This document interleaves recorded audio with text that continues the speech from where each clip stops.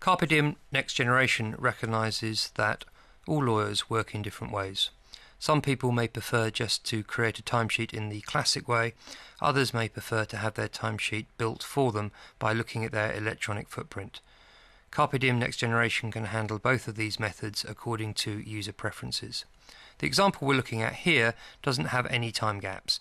We can see that the user has created 3 time entries, but there's no telling what they did in between the individual entries. This may suit some users perfectly. Others, however, may prefer to see a little bit more information.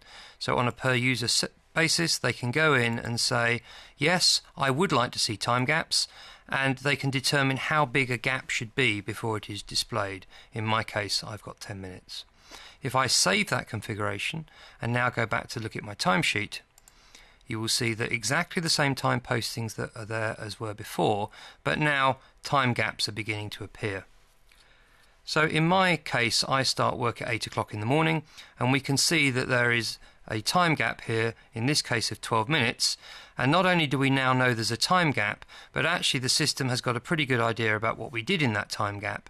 And if I clicked on show found time, it can see that, for example, we sent an email to Rebecca Stevens at 8:02 in the morning. If I go further down here, I can see I've got a further time gap here. Well, let's see what this one was all about. Look, it's looked into my diary and I can see that I've spent 30 minutes on a meeting, and so I can convert that record into a time posting if I want to do so, simply by clicking on the Add Time button.